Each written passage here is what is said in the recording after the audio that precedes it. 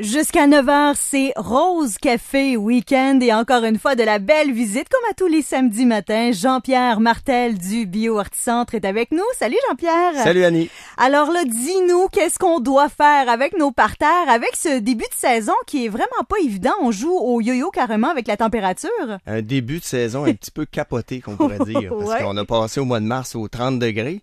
Puis là, on flirte avec le zéro, là. Puis les gels, même les nuits, sont très froides. Donc, c'est certain, Annie, qu'il va avoir des dommages sur les plantes. Mais là, faut pas s'énerver, là. Ouais. Les végétaux, ils ont tout ce qu'il faut pour se défendre contre ça. Ce qui va être le pire, ça va être l'esthétique. Ça va vraiment paraître visuellement. Il risque d'avoir des arbres avec des feuilles dont la marge va être brûlée ou va être noircie. Jusqu'à la deuxième pousse pendant la saison, là, on risque de voir des dommages.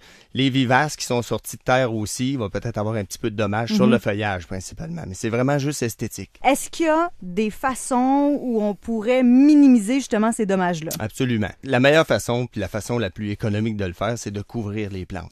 Le principe est simple, c'est qu'on veut juste mettre une espèce, ça peut être un petit drap. Nous, on a des géotextiles spéciaux qu'on appelle des agriles, qui sont très, très fins. On met ça sur les plantes, puis ce que ça fait, c'est que la gelée, s'il y a une gelée qui descend, au lieu de se déposer sur le feuillage puis l'endommager, elle va se déposer sur le tissu comme tel.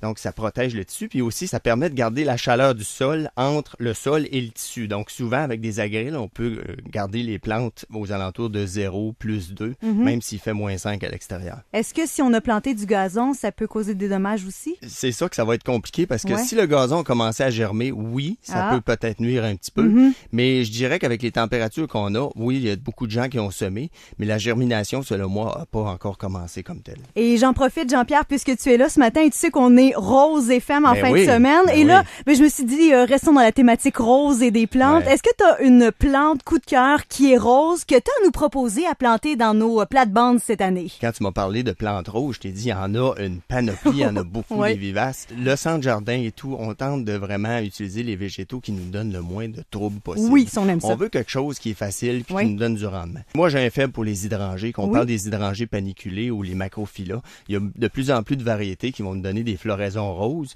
qui vont fleurir à partir de juillet, pratiquement jusqu'au mois de septembre. C'est facile à entretenir, c'est rustique, ça revient chaque année, ça nous donne du rendement. Alors, si jamais vous cherchez les hydrangées roses FM, on pourrait les appeler comme ça, ben c'est disponible au Bio-Horticentre dans le secteur Elmer. Merci beaucoup, Jean-Pierre. Hey, bonne semaine. Merci, bonne journée.